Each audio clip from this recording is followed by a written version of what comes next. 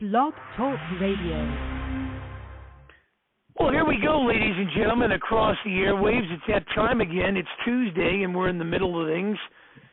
It's the American Sports History Podcast, hosted by a brother, a mentor, and a friend out there in Cleveland, Ohio, Peter Ray. Here's truly Mark Mancini, producing in Los Angeles, 2,500 miles to the west, hot. 347-205-9631. If you happen to miss this, catch the archive version, blogtalkradio.com/Mancini Sports, podcast platforms, wherever you subscribe to podcasts, powered now by Mancini Media. So without further ado, more of him, less of me. Let me lay the red carpet down, put the podium in its place, hand off the mic to Threes. Peter, how are you? How can people get a hold of you? And you're bringing this guest back for the 28th time, Billy North. Wow. I'm going to sit here and man the boards while you two guys go at it. Take it away, my friend. Hi, Mark. I'm doing well. I have a YouTube channel. It's my name, Peter J. R.E. You're absolutely right. Tonight's guest played Major League Baseball from 1971 to 1981 with the Chicago Cubs, Oakland A's, L.A. Dodgers, and San Francisco Giants. He's tied with Dave Collins for 79th all-time in stolen bases within his career, 395 career stolen bases. He won 2 World Series titles in 1973 and 74 with the Oakland A's, 2-time American League stolen base leader, 1974 and 76, more than 1,000 hits. First Oakland A's designated hitter, won a National League title in 1978 with the Dodgers, 3 times led the American League in total chances per game, twice in putouts, once an assist from the outfield on a double play. And you're right, this is the 28th time the starting center fielder and leadoff hitter for the coolest MLB team of all time, the Oakland A's in the early 1970s, and my dear wife Alice's favorite podcast guest because he's a good man and has a good heart. Welcome to the show, Mr. Bill North. I know I hit the big time when I'm Alice's favorite. That's right. She's a good judge of character, and that's important. And so, Bill, you've got some things coming up I wanted to bring up first. You have Labor Day. You're getting an award at the Buffalo Soldiers Museum in Tacoma, Washington, and then September 6th, a night with Bill North at Ricky's in San Leandro, $100 a plate. That's wonderful. 2 exciting things coming up. I am really excited. I'm feeling humbled by the fact that somebody would even want to sit around me or honor me. You can't take that kind of thing for granted, and I'm feeling highly favored by the Lord. Yeah. Well, so next 2 weeks from tonight, we can hear all about it. Looking forward to that. The Oakland A's have released the names for the 2024 Oakland A's Hall of Fame, the ballot, and you're not on it, but there's a write-in feature, and I ask the dear listeners to consider writing in Bill North on the Oakland A's Hall of Fame ballot. You can vote online for 2024. It's easy to find, and you can vote for 3 people. The other people from his era: Dick Green, Ken Holtzman, and Blue Moon Odom. So deadline is September 6th. So good luck, Bill, with that. Hey, thanks, Peter. You're I'm welcome. Not expecting much, but I appreciate your persistence. Well, this is important. You were an important part of that.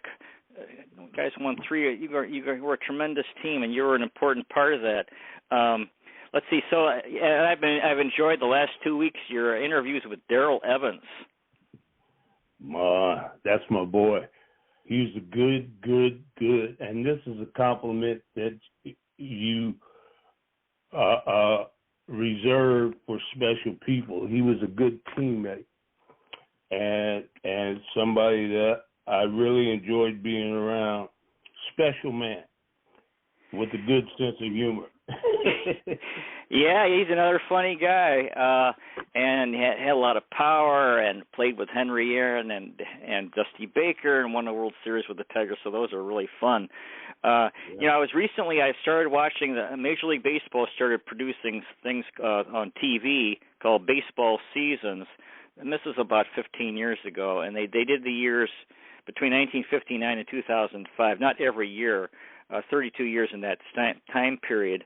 And recently I was watching the 1965 baseball seasons, and they talked about how the Houston Astrodome opened that year, and they called it the eighth wonder of the world.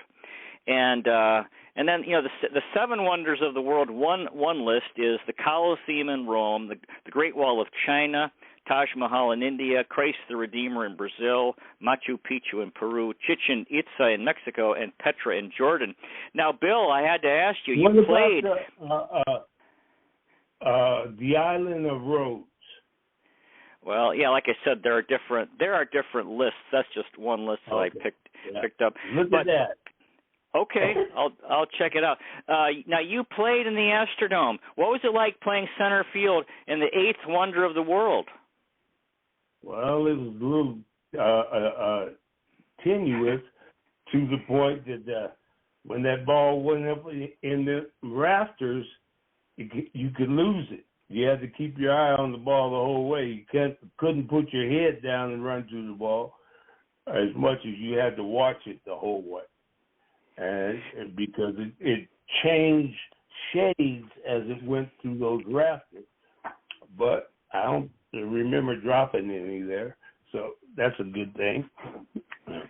Were you awestruck by playing in the eighth wonder of the world? Not really. Well, I'm just trying to be funny because they were I think it's already been torn down. So, but anyway, they're just it's just promotion, and trying to compare themselves with these other great things. What was good about it, Peter, was the fact that I've been all over the place in Caribbean and all of that.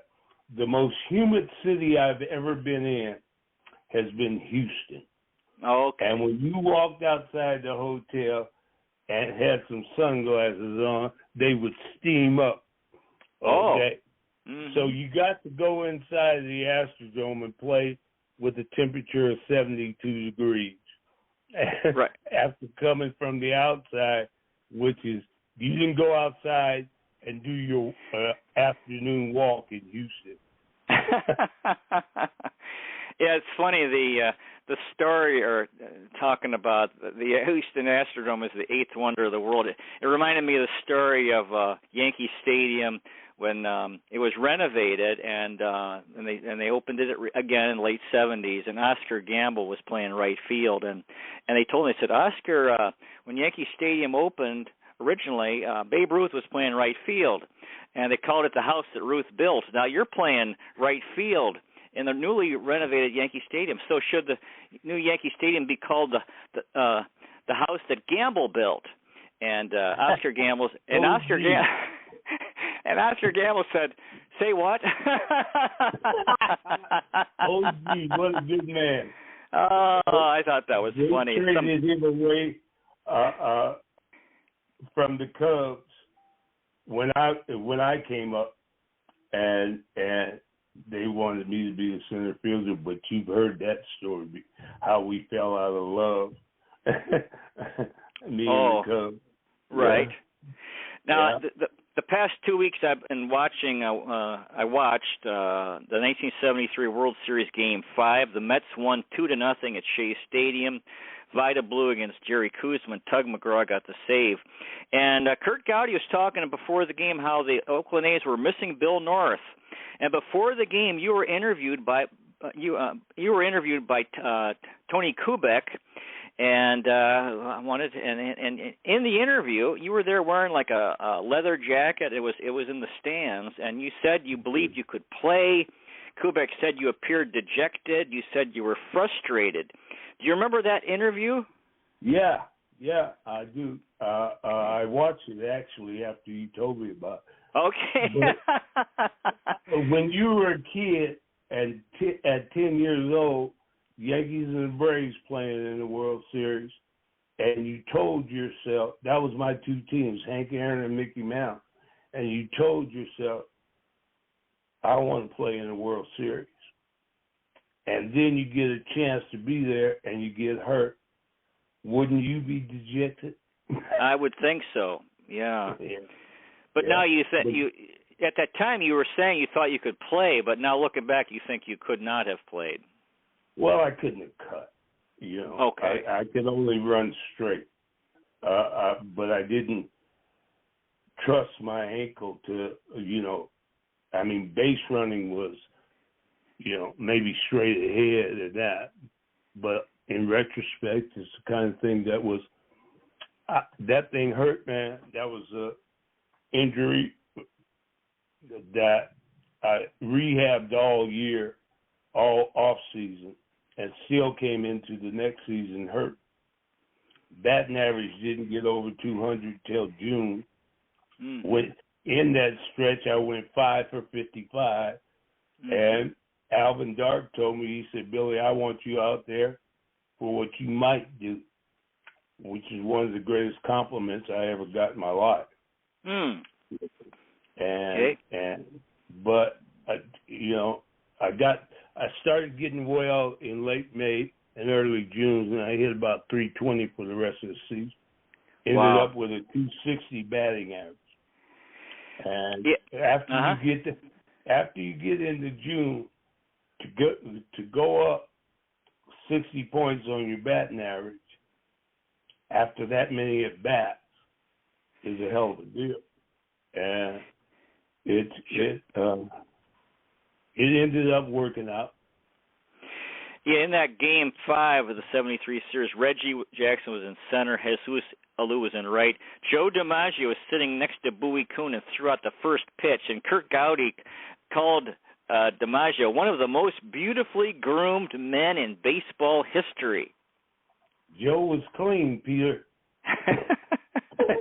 Joe was clean. He was always dressed to the nines and carried himself like he was regal, and he was a gentleman, and it was really, really impressive. There are a lot of people in that era that were playing that looked up to Joe. Sure. During the game, they were saying Jesus Alou was doing deep knee bends and calisthenics in the batter's box during his bats.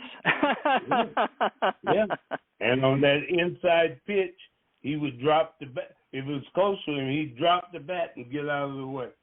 Yeah, he had his own routine, but he was a great teammate too. And he's part of the Alou family. Yeah. He could hit and he could play. And they were talking about, I think I missed it earlier in the series, Cleon Jones was in left field and he vomited during a game, but but he continued to. I'm glad I didn't see that. And he continued playing, and he actually got some big hits in Game 5. He was still sick. And they mentioned how Reggie Jackson, Gene Tennis, and Joe Rudy had 85 combined home runs, and the Mets team total was 85. They were there. Everybody else was at home. And it was a cold night. It was a cold night. Rusty Staub was the only player who did not have a long sleeve undershirt on, despite the cold. Le Grand Orange. Good player. I don't know. I would have had a shirt on. A jersey under the long sleeves. You can bet on that. Yeah. Dick Williams had Raleigh Fingers warming up in the bullpen in the fourth inning. For Holtzman, huh? Yeah. No, for Vida Blue. Vida Blue? Yep. Well, he knew what he was doing. Yeah. And then I seen Raleigh come in the seventh inning with the bases loaded and nobody out and finish the game. He pitched over 100 innings most every season that I was there as a reliever, as a closer. There was a banner that they showed very briefly during the game called, it had LSD, Let Staub Destroy, and the announcers didn't comment. I wonder if it was the same guy who put up the banner that said, the Mets are flying high and so am I the night before. Probably. That's that New York thing. Hey, man. Oh, man. Them fans in New York are serious. Although those were corporate fans there, somebody snuck in with being loaded Yeah. And they kept talking about you. They mentioned how I think it was Kurt Gowdy that you were leading the American League in stolen bases with 13 games left in the season, and then you had your ankle injury, and then Tommy Harper passed you and won the $500 award. Hey, by one base. I sat there and watched him catch up too, and not fun. I was leading the league in a couple of things that season, and lost all of them by one. Joe Rudy made a tremendous. Go ahead.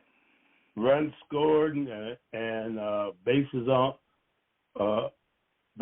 balls that, and lost all of them by one. Joe Rudy made a tremendous catch in left field. Looked like he was hurt. The players congregated around him, but he stayed in the game. Yeah. Well, Joe Rudy's a man. They referred to Alan Lewis as the Panamanian Express, so he was from Panama. Alan Lewis, yeah. Alan Lewis could run.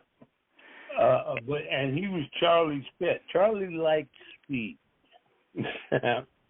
And even with Herb Washington, we had Larry Lentz and Matt Alexander, who could both run.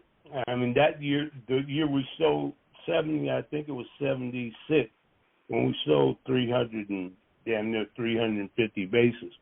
Those guys right there give you the blues. He loves speed. So you had Cuban Bert Campaneris, Puerto Rican Angel Mangual, Alan Lewis from Panama, and then you had Horatio Pena. I'm not sure where he was from. So you had a bunch of Spanish-speaking fellas. Yeah. And at the end of the game, Billy Conegliaro came up, and he had Billy C on his uniform. I thought that was pretty cool. Yeah. Well, Vida had his. It said Vida on his uniform too.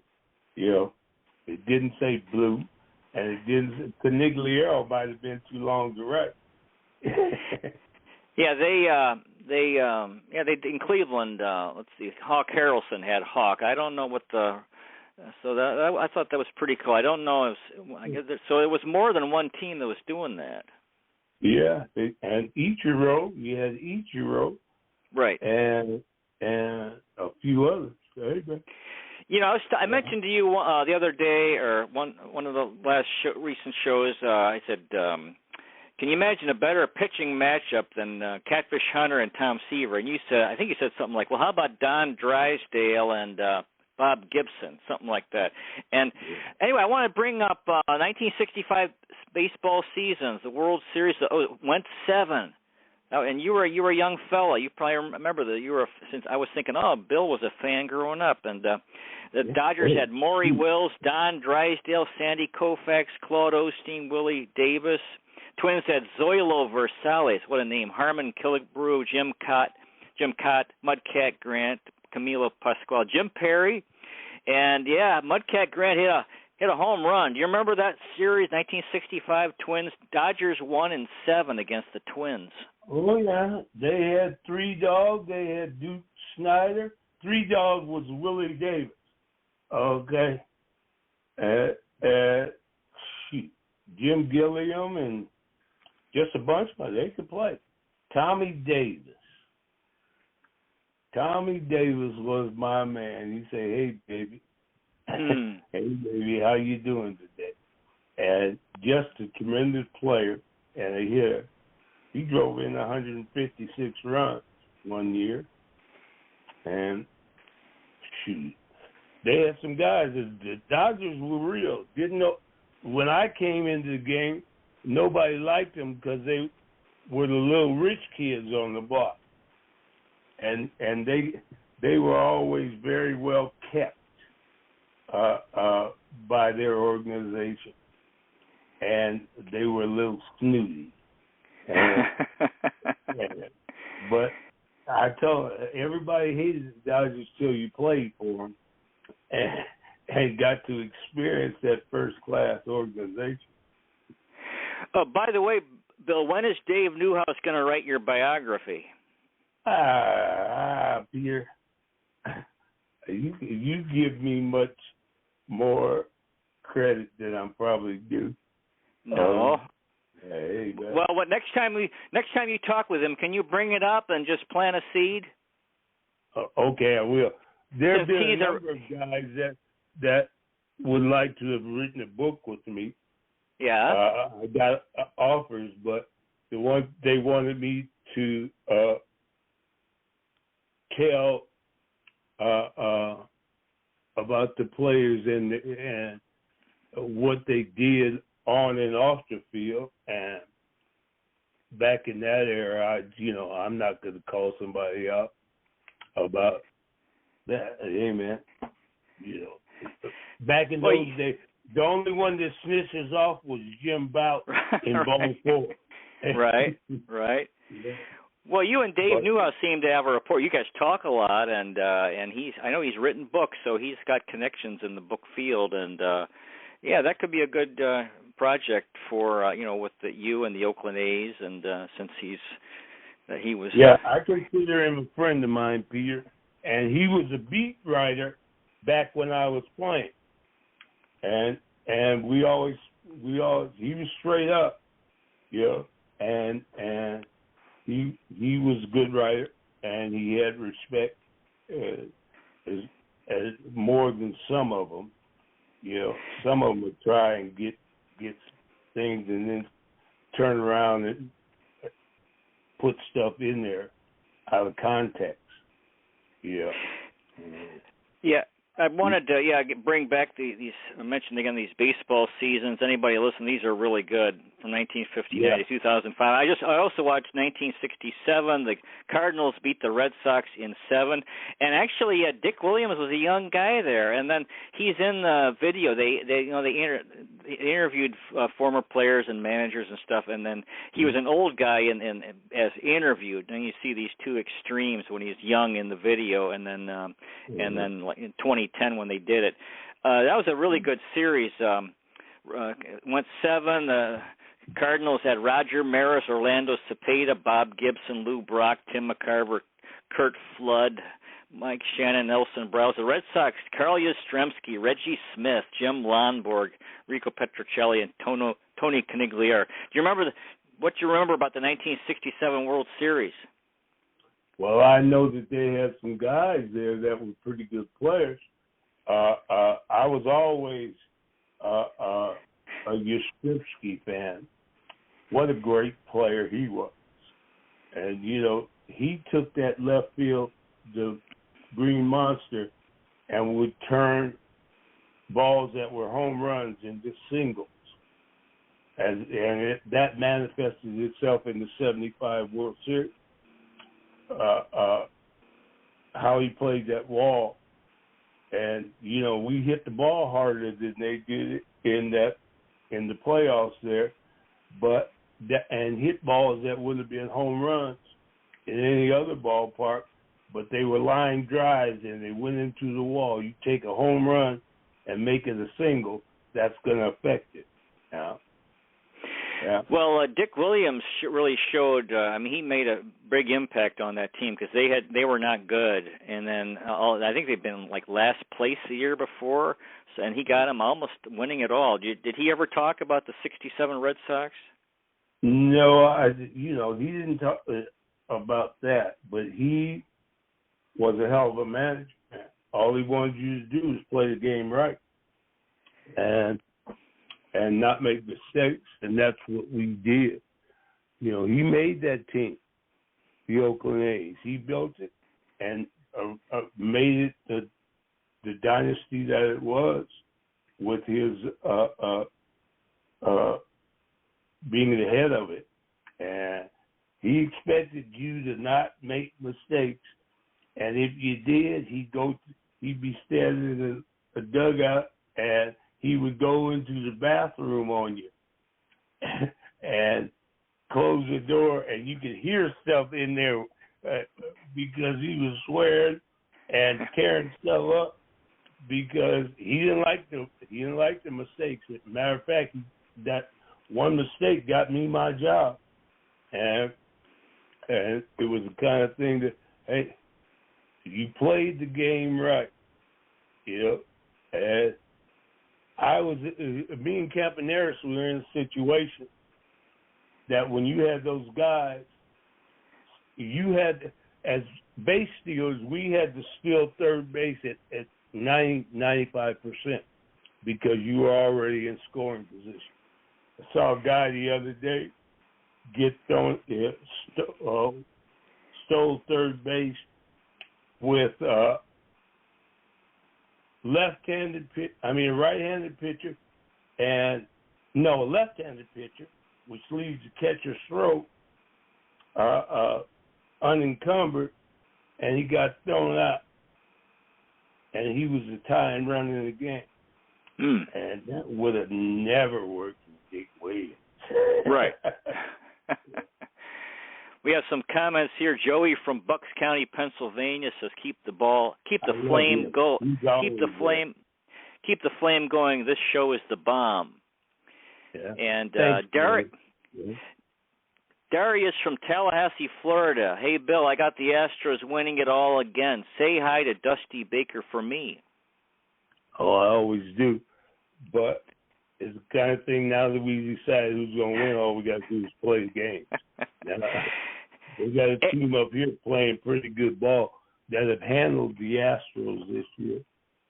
And Seattle. Oh, okay. Seattle's in first place in that division now. Okay. Up a game on the Astros and the Texas Rangers. But Eric from Bellingham. Go ahead. Huh? September's a hell of a month.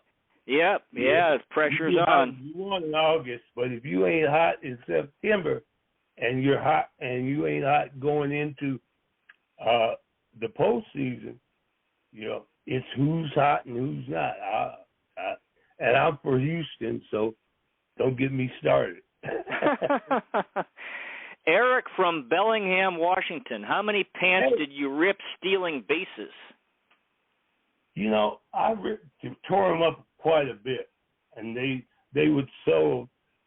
What I did actually was I was one of the first ones to ever put a silk insert in my pant, have them put a silk insert in my pant to lessen the friction of the slide. And we had a guy named Herb Washington who was a designated runner, but he didn't have baseballs, and he used to tear patches off of his thigh. There's a reason why they call them strawberries. And then he ended up putting silk inserts in his pants and that. But that's, you know, but as far as tearing up pants, I tore up a whole bunch of them. Okay, the greatest play. We have a little bit of time, running out of time. The greatest players in the 1970s. What do you remember about Lee May? Come on, man. Lee May? He was over there with Joe Morgan and David Concepcion, Pete Rose, Johnny Bench. And he was in the game. I'll tell you a story. When Pete Rose came up, the white guys on the team didn't like that Charlie Hustle thing, and they would shun Pete. And the thing was, Lee May, Veda Pinson, Joe Morgan, and those guys took Pete in, and Pete was always and you know they weren't down in him, and Pete always remembered that too. But those guys took care of him, and that was a thing over there. But you know, they didn't like for you to show them up in those days, and the brothers took him in. Our guest has been Mr. Bill North, who was the leadoff hitter and center fielder for the coolest MLB team of all time, the Oakland A's, from the early 1970s. The time has flown by. Bill, do you have any final words tonight for our audience? Thank you for being here, and life is good. Just stay out of trouble and take care of your families. Now. That's always a good advice. Yeah, we can forget the basics in life if we're not careful. So anyway, I hope listeners will consider going online. The Oakland A's Hall of Fame 2024 ballot. There's a write-in feature. You can write in Bill North. I'd appreciate that, and so we'll see what we can do here. And then you can take your pick: Dick Green, Ken Olson, Blue Moon, 2 out of those 3. Next week, we are going to have Kip Gross, who played baseball from 1990 to 2000 with the Cincinnati Reds, LA Dodgers, Nihon Ham Fighters in Japan, and Boston Red Sox and Houston Astros. Thanks again so much, Bill, for coming on the show tonight. Wonderful. Thank you so much for having really wonderful blessing having you on the show. What a gift. And so thanks so much. I just want to add a little commercial. We're having that event on September 6th, and it's for 2 foundations, the Multi-Ethnic Sports Hall of Fame and the North Legacy Project. If you can look it up online, and if you can be there, it'd be good. And if you can't, you can still donate. And we're just trying to help kids. A night with Bill North. Right. Okay. Yeah. Well, that's great. Well, we'll look forward to hearing about that. Thank you for that, giving me the time to put that commercial in there. Sure. Well, you're welcome, Bill. It's a pleasure. Having you on is such a tremendous gift every 2 weeks for everybody and my dear wife, Alice. Dear listener, may the road rise to meet you. May the wind be at your back. May the sun shine warm upon your face and rains fall soft upon your fields. And until we meet again, may God hold you in the palm of his hand. Good night again, everybody. Thanks again so much, Mr. Bill North. Thank you, Peter. Thank you. Wonderful.